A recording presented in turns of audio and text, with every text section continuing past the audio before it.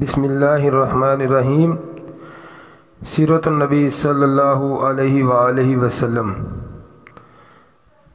اس سلسلہ میں ہماری اگلا جو موضوع ہے وہ ہے دین ابراہیم میں انہوں نے کون سی بدعات کو شامل کر لیا تھا قریش کے لوگوں نے۔ تو اس سلسلے میں ہمیں تھوڑی سی ویڈیو بنانے میں دیر ہو گئی ہے کیونکہ طبیعت کی ناسازی کی وجہ سے۔ تو ابھی ہم اپنے موضوع کی طرف آتے ہیں کہ دین ابراہیم کیونکہ عربوں کا بہت پرانا دین تھا اور وہ اس پر بڑی زبردست عمل بھی کرتے تھے، مگر وقت گزرنے کے ساتھ ان کے اندر کچھ خرابیاں آتی رہیں اور وہ پہلے ہم پڑھ چکے ہیں کہ وہ بت پرستی کی طرف مائل ہو گئے، مگر ان میں کچھ عادات دین ابراہیم کی ابھی تک باقی تھیں اور پھر اس میں انہوں نے کچھ بدعات کو بھی شامل کر لیا تھا۔ جو سب سے ان کی اچھی باتیں شامل تھیں وہ یہ تھیں کہ وہ بیت اللہ کی بڑی تعظیم کرتے تھے اور اس کا طواف بھی کرتے تھے، حج عمرہ کرتے تھے، عرفات کو جاتے تھے اور مزدلفہ میں ٹھہرتے تھے اور حدی جانوروں کی قربانی کرتے تھے۔ البتہ انہوں نے اس دین ابراہیم میں بہت سی بدعات بھی ایجاد کر لی تھیں۔ مثلا ان کی سب سے پہلی جو ایک بدعت وہ یہ تھی کہ وہ کہتے تھے کہ ہم حضرت ابراہیم علیہ السلام کی اولاد ہیں، تو حرم یعنی کہ بیت اللہ کے والی ہم ہیں اور ہمارے مقابلے میں کوئی ہمارے برابر کوئی شخص نہیں ہے اور نہ اس کے کوئی حقوق ہمارے برابر ہیں۔ تو اس لیے وہ ان کے اندر یہ تعصب اتنا زیادہ تھا کہ وہ دنیا میں سب سے اعلیٰ اور عرفہ اپنے آپ کو سمجھتے تھے، اور پھر وہ یہ سمجھتے تھے کہ بیت اللہ سے باہر ہم نہیں جا سکتے، لہذا حج کے دنوں میں بھی وہ ایسے کرتے تھے کہ وہ حج کے دنوں میں عرفات میں نہیں جاتے تھے کیونکہ باقی لوگ بھی جاتے تھے، وہ ان کے ساتھ کیونکہ وہ برابری کی وجہ سے محسوس کرتے تھے کہ ہم ان کے ساتھ نہیں جا سکتے عرفات، اور نہ ہی وہ افاضہ کرتے تھے کیونکہ باقی لوگ جو نا وہ بعد میں جب حج مکمل کرتے ہیں تو اس کے بعد ایک طواف کرنا ہوتا ہے، اس کو افاضہ کہتے ہیں، باقی کرتے تھے مگر یہ اس کو صحیح نہیں سمجھتے تھے۔ پھر جب اللہ تعالیٰ کے نبی صلی اللہ علیہ وسلم آئے اور قرآن پاک میں اللہ تعالیٰ نے پھر حکم دیا کہ تم بھی یہ افاضہ کرو، پھر وہ کرنا شروع ہوئے۔ تو یہ ایک ان کی بدعت تھی۔ دوسرے نمبر پر جو ان کی بدعت تھی وہ یہ تھی کہ قریش سمجھتے تھے کہ حرام کی حالت میں جب حج کے دن ہے تو اس حالت میں پنیر اور گھی بنانا درست نہیں، اور نہ ہی یہ بال کے خیمے میں ٹھہرنا یعنی کہ کمبل کا جو خیمہ ہوتا تھا اس میں یہ ٹھہرنا صحیح نہیں سمجھتے تھے۔ اگر انہیں کوئی سائے کی ضرورت ہوتی تو یہ چمڑے کے خیمے میں سایہ حاصل کرتے۔ اور تیسری ان کی سب سے بڑی یہ بدعت تھی کہ یہ حرم کے باہر سے جو لوگ آتے وہ اپنے ساتھ کھانے پینے کی کچھ چیزیں لاتے تو یہ ان کو اپنے اوپر کھانے کے لیے اچھا نہ سمجھتے، تو یہ اس کو نہیں کھاتے تھے۔ اور اس سے اگلی بدعت ان کے اندر یہ تھی کہ اگر باہر کے لوگ اپنے کپڑے پہن کر حرم کا طواف کرنے کے لیے آتے تو یہ ان کو اجازت نہیں دیتے تھے، کوشش کرتے تھے کہ یہ کپڑے نہ پہنیں۔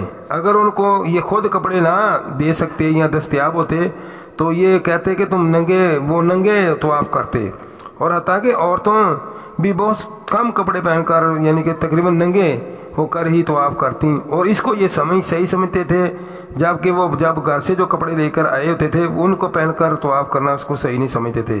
ہاں اگر وہ کوئی کپڑے لے کر طواف کر دیتا تو وہ اس کپڑوں کو اتار دیتا اور پھینک دیتا، اس کو نہ دوبارہ وہ کچھ اس سے مدد لیتا استعمال کرتا اور نہ یہ خود ان کو استعمال کرتے، یعنی کہ یہ اتنی قسم کی ان کو سختیاں بدعات شامل کرنی تھی۔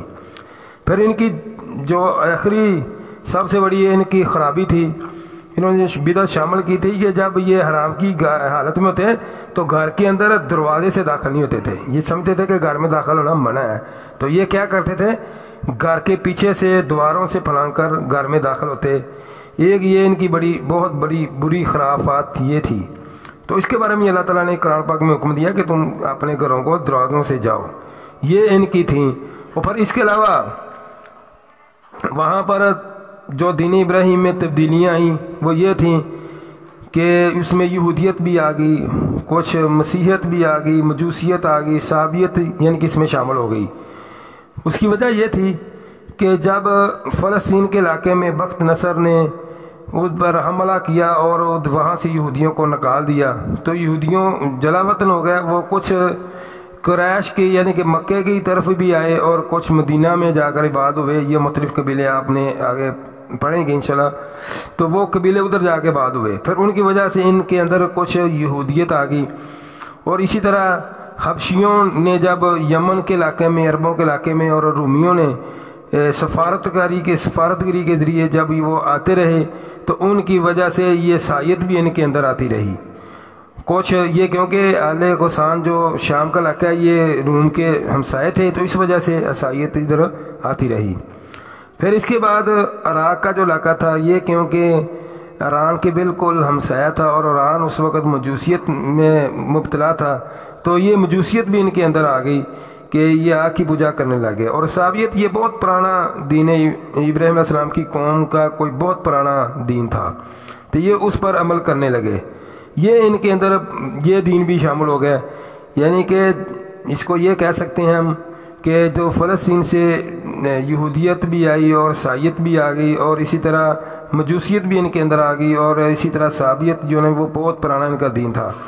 پھر ان کی دین کی حالت یہ تھی کہ یہ نام کا ایک دیندار تھے. یہ دین ابراہیم پر نام کے استعمال کرتے تھے. یہ بہت کم لوگ تھے جو میں نے ابھی بتایا ہے کہ یہ دین ابراہیم پر تھے یا اس میں کچھ بدعات کرتے تھے. یہ کم لوگ تھے جبکہ حقیقت میں یہ معاشرہ تباہ و بربادی کی آخری حد تک پہنچ چکا تھا. تو کہنے کو وہ شریعت پر عمل کرتے تھے جیسے آج کا یہ حالات ہیں کہ مسجد میں ہم داخل نہیں ہوتے جبکہ ہم کہنے کو مسلمان ہیں. تو اسی طرح کا ان کا دین تھا کہ وہ دین پر عمل کرنا تو ان کے قریب بھی نہیں جاتے تھے مگر وہ اپنے آپ کو دین سمجھتے تھے جب حقیقت میں وہ بت پرست اور مختلف انہوں نے اپنی دین نے بنا لیے تھے اس پر وہ عمل کرتے تھے اور اسی پر چلتے تھے. یہ جو حج وغیرہ عمرہ یہ بہت کم لوگ جو ہوتے تھے وہ جو دیندار طبقہ جس کو سمجھ لیں کم لوگوں کا وہ اس پر کچھ نہ کچھ عمل کرنے کی کوشش کرتے تھے. اور پھر یہودیت کا اس وقت دینی حالت یہ تھی کہ یہودی اپنے آپ کو اللہ کا پیشوا سمجھتے تھے. وہ کہتے ہیں ہمارے برابر کوئی بھی نہیں ہے, ہم دنیا میں اللہ نے ہمیں بنایا ہے اپنا کام بنانے کے لیے. اور جب حقیقت ان کی یہ تھی کہ ان کا کام صرف مال و دولت اکٹھا کرنا تھا دین کے ساتھ یا اللہ کے حکام کے ساتھ, یا جو دین یہودیت تھی اس کے اوپر ان کا ایک ذرا بھی اس پر ان کا کوئی عمل نہیں تھا. وہ تقریباً ان کی زیادہ تر اکثریت اسی پیسے کی دوڑ میں یعنی کہ اس کے پیچھے کرتی تھی اور اسی کو ہی وہ سارا کچھ سمجھتے تھے.